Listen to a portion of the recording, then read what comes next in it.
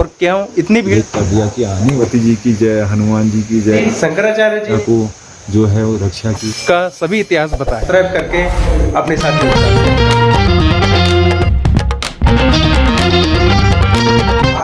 नमस्कार, स्वागत है आप सभी के यात्रा स्वयं चैनल में। तो साथियों, पीछे आपने दर्शन किए थे श्री जागेश्वर धाम के। जागेश्वर धाम का क्या इतिहास है, तो इस वीडियो में जो है हम आपको बताने वाले हैं कि श्री जागेश्वर धाम की किस प्रकार उत्पत्ति हुई और वहाँ किस किस ने दर्शन किए, कैसे आदि शंकराचार्य जी ने उस मंदिर को किला जब लोगों की वहाँ मान्यता पूरी होने लगी, अच्छी भी और बुरी भी। तो आइए जानते हैं किस प्रकार आप यहाँ आकर अपनी मान्यता अच्छी पूर्ण कर सकते हैं। तो चलते हैं, अभी दिखाते हैं आपको श्री जागेश्वर धाम का इतिहास। ये जो पुजारी हैं, आइए उनसे अब जानते हैं यहाँ का इतिहास कि श्री जागेश्वर ज्योतिर्लिंग जो है क्यों विशेषता है यहाँ की मंदिर की, और क्यों इतनी भीड़ आती है और इतनी भीड़ जो है दर्शन करती है। सबसे पहले प्रणाम पंडित जी आपके लिए। नमस्कार। नमस्कार। मैं जानना चाहूँगा पंडित जी कि यहाँ पर जो है मतलब ये जो मंदिर का उत्पत्ति हुई जी जी जी, किस प्रकार से हुई थी? ये ऐसा है कि वैसे तो ये भगवान शिव की तपस्थली है जी। तो भोलेनाथ ने इस स्थान पर तपस्या की है जी। और वो भी बालक रूप में। बालक रूप में। हाँ, और ये बताते हैं कि जो यहाँ पे जो है पूरा 125 मंदिरों का समूह है। अच्छा। जिसमें 5 मंदिर मुख्य हैं, जिनमें भगवान शिव के जो लिंग हैं वो स्वयंभू हैं। स्वयंभू। हाँ, उनकी उत्पत्ति अपने आप ही हुई है। अच्छा। तो इनमें मुख्य हैं जागेश्वर महादेव जो 12 में 8वें नंबर के ज्योतिर्लिंग आते हैं हमारे हिंदुस्तान में। जी। नागेशम दारुका बनी नाम से। जी। ये बताया गया, पुराणों में वर्णित है कि दारुक वन के बीच में भगवान शिव का निवास बताया गया है। जी। तो 5 मंदिरों में एक जागेश्वर महादेव हैं, केदारनाथ जी हैं और मृत्युंजय महादेव और पार्वती जी हैं, हनुमान जी हैं। ये शक्तियाँ आदि अनादिकाल से हैं। जी। और इन मंदिरों का जो है बाहरी निर्माण अलग अलग पीरियड में हुआ है, अलग अलग मतलब समय में सबका अलग हुआ है। जी। और ये बताते हैं कि आपका जो ये 5 मंदिर हैं इनकी 7वीं 8वीं सदी पर रिपेयरिंग की गई। उससे पूर्व ये काष्ठ में निर्मित थे। जी। तो काष्ठ के बने हुए थे, तो राजाओं द्वारा काष्ठ हटा के, काष्ठ मतलब सड़ जल जाता होगा, जी, तो जी, वो हटा के ये पत्थर में बनाए गए। पत्थर में बनाए गए थे। 7वीं 8वीं सदी में इनका जीर्णोद्धार हुआ।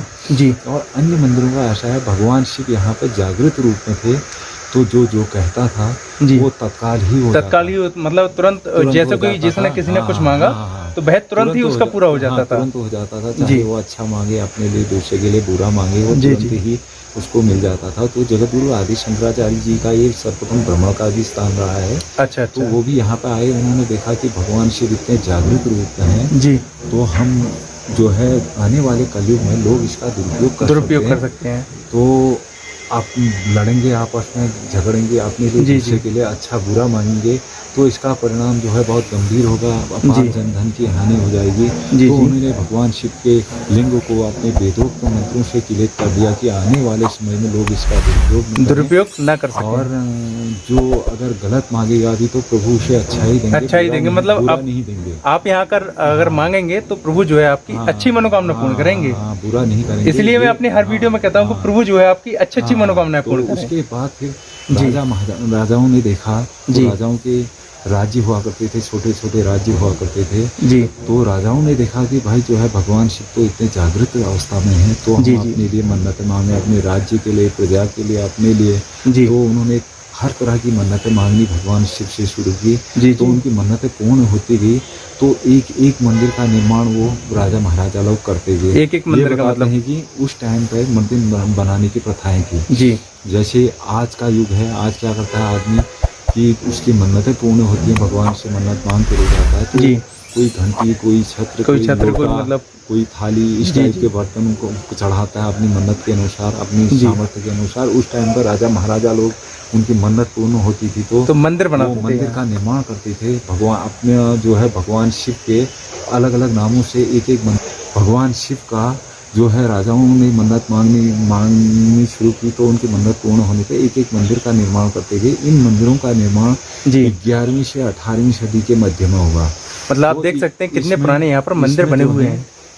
125 मंदिरों का समूह है, जिसमें भगवान भोलेनाथ को 108 नामों से संबोधित किया जाता है। जी। तो उनके 108 नामों से तो 108 शिव मंदिर यहाँ पे विराजमान है और 17 मंदिर अन्य देवी देवताओं के विराजमान है। और जो यहाँ पे जो है क्या कहते हैं मुख्य मंदिर हैं वो 5 हैं। इन मंदिरों में डेली जो है 3 टाइम भगवान शिव का पूजन होता है। एक प्रातः 5 बजे होता है जिसे जो है सायं आरती कहा जाता है, वो होती है जी। और एक मध्याह्न पूजा होती है जिसमें भगवान शिव को जो है भोग पूजा होती है, दाल चावल की पूजा होती है, दाल चावल का भोग लगता है, वो पूजा होती है। एक क्या कहते हैं सायं पूजा होती है जिसमें भगवान शिव का जो है क्या कहते हैं शाम के टाइम पर स्नान होता है, सायं आरती होती है। इस तरह की 3 टाइम की पूजा प्रतिदिन की जो है नियमित रूप से यहाँ पर होती है। यहाँ पर ऐसा नहीं है कि जो है मंदिर जैसे केदारनाथ बद्रीनाथ में शीतकाल के लिए बंद हो जाते हैं, लेकिन यहाँ मतलब 12 माह भगवान शिव का 12 महीने पूजन होते रहता है। 3 टाइम पूजा डेली की होती रहती है। और ये पांडवों का सर्वप्रथम जो है स्थान रहा है। पांडव अज्ञातवास में जब जा रहे थे तो उससे पूर्व भगवान शिव का यहाँ पर पूजन करके और भगवान शिव का कई मंदिरों का निर्माण करके फिर वो यहाँ से पाताल भुवनेश्वर गुफा, उस गुफा में 1 वर्ष के लिए अज्ञातवास में रहे। फिर वो केदारनाथ के लिए गए पाताल भुवनेश्वर के बाद एक ग्वालदम होते हुए। सर्वप्रथम पांडवों का स्थान जो है यहाँ यहीं का रहा है। उसके बाद फिर वो केदारनाथ गए हैं। और ये जो है क्या कहते हैं आपका ये बताया गया है कि लव कुश ने भी यहाँ पर आके अपने जो है क्या कहते हैं पश्चाताप के लिए यहाँ पर आके तो भगवान शिव का पूजन किया। उन्होंने लव कुश ने भी भगवान शिव का आराधन करके पूजन करके और उनका जो है यज्ञ करके तो यहाँ पे इस कुंड में उन्होंने यज्ञ किया त्रेता में। जो कुंड है लव कुश का यज्ञ का स्थान भी रहा है। तो लव कुश ने त्रेता में लव कुश भी यहाँ पर आए। ये बताते हैं कि भगवान रामचंद्र जी ने भी यहाँ पर आके भगवान शिव का आराधन किया। तो ये जो आप इतना बड़ा समूह देख रहे हैं मंदिरों का, ये बताते हैं कि भगवान शिव जब यहाँ पर अपने बाल्यावस्था में अपने जो है क्या कहते हैं तप यहाँ पे उनकी तपस्थली रही है जब उन्होंने यहाँ पे बाल्यावस्था में अपना तप किया यहाँ पे। तो ये बताते हैं कि 33 कोटि देवी देवता सारे उनसे मतलब यहाँ पर मिलने के लिए आते थे, आया करते थे। तो उन्हीं के नाम से ये जो है सभी मंदिरों का निर्माण 11वीं से 18वीं सदी तक उन देवी देवताओं के नाम से राजाओं द्वारा किया गया स्थापित किए गए। तो ये जो है हमारे 33 कोटि देवी देवताओं का स्थान भी माना गया है। ये कहते हैं कि मतलब अगर आपको जो है क्या कहते हैं अगर भगवान शिव के दर्शन करने हैं तो 33 कोटि देवी देवताओं की तो जागेश्वर जाइए। अगर जो है नहाना है अपना क्या कहते हैं संगम स्नान करना है तो बागेश्वर जाइए। वहाँ बागेश्वर में जो है क्या कहते हैं गोमती और सरयू का संगम स्थल है। तो वहाँ नहाने का महात्म्य है। देवी देवताओं का महात्म्य जागेश्वर का है। वैसे आप हिंदुस्तान के किसी भी कोने में चले जाएं इतना बड़ा मंदिर समूह जो मतलब इकट्ठा एक जगह मिला कहीं नहीं, एक ही प्रांगण में है 125 मंदिर। और फिर इतना बढ़िया स्थान, इतना रमणीक स्थान भी आपको और इतनी एकदम शांति किसी जगह में नहीं मिलेगा। इतनी शांति हो गया। और फिर जो है मंदिरों के ही पीछे जटागंगा नदी का प्रवाह है जो 7 किलोमीटर ऊपर से जहाँ से भगवान वहाँ पे जो है एक विशालकाय वृक्ष से जो है उसकी जड़ें इतनी विशालकाय निकली हुई हैं जिनके माध्यम से जल प्रवाह करके आ रहा है। हाँ, ये वहाँ से निकल रहा है। और ये भगवान शिव को जो है ये जल जो है डेली जो है इसका अभिषेक किया जाता है। तो ये बहुत बड़ा स्थान है। तो आप देख सकते हैं कि कितनी पावन भूमि है ये। और जो है आप कहीं भी जाइए भगवान शिव अर्धनारीश्वर रूप में इसी स्थान पर विद्यमान है। लिंग एक है और ऊपर आके 2 भागों में लिंग विभक्त है। एक भाग में भगवान शिव बैठे हुए हैं शिवलिंग पे, एक भाग में उनके साथ माँ पार्वती जी विराजमान है। तो अर्धनारीश्वर रूप में भी भगवान शिव इसी स्थान पर विराजमान है। तो ये बहुत बड़ा स्थान है। हमारे पुराणों में भी वर्णित है कि भूतले मुनि शादुला सत्यमेव तन्मयो दीपम दे रखा है। इस भूतल में इस पृथ्वी लोक में ऐसा दूसरा स्थान कहीं नहीं है। यहाँ जागेश्वर के बारे में दे रखा है। और जहाँ भी देखें इस स्थान पे देवी देवताओं का ही निवास है। आगे देखें बाहर जाके कुबेर देवता का मंदिर है। और ब्रह्मकुंड है। जिस तरह जो है केदारनाथ में आपका ये पार्वती सरोवर है और बद्रीनाथ में तप्त कुंड है। उसी तरह यहाँ पे ब्रह्मकुंड है। ब्रह्मा जी ने यहाँ पे उस कुंड में स्नान किया, उसका भी अपना विशेष महत्व है। इसके बाद आप दंडेश्वर में चले जाइए।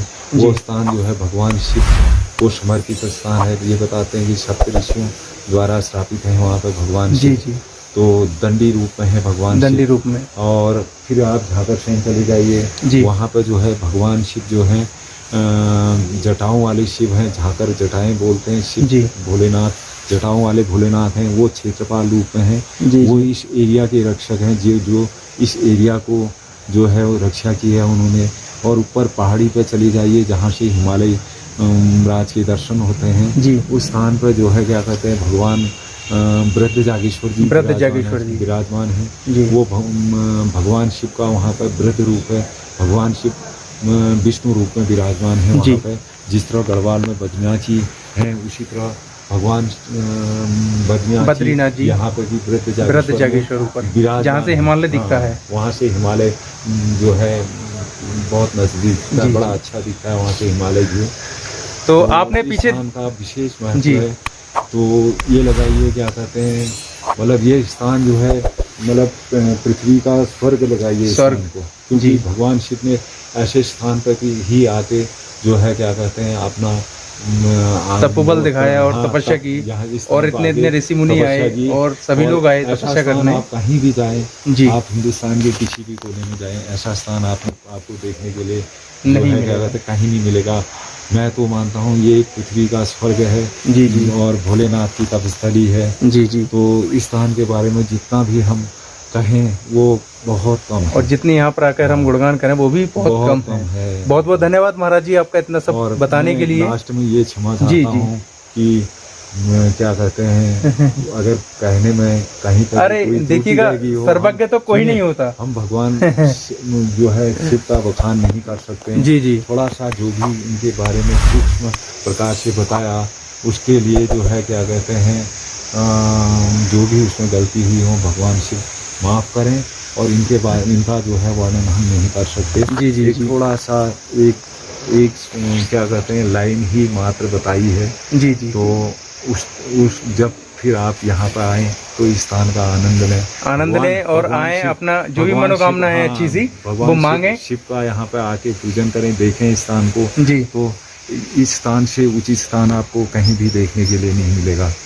बहुत बहुत धन्यवाद महाराज जी आपका। जय भोलेनाथ, जय भोलेनाथ, जय श्री जागेश्वर धाम, जय श्री केदारनाथ, जय महामृत्युंजय जय जय जय पार्वती जी की जय, हनुमान जी की जय, 33 कोटि देवी देवताओं की जय। तो पीछे आपने देखा कि कितने सुंदर वन में महाराज जी ने जो है श्री केदार और श्री जागेश्वर और श्री अर्धनागेश्वर बृहदेश्वर का सभी इतिहास बताया। बहुत धन्यवाद पूरी वीडियो देखने के लिए।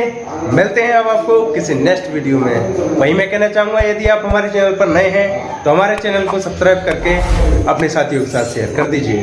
बहुत बहुत धन्यवाद। मिलते हैं अब आपको किसी नेक्स्ट वीडियो में।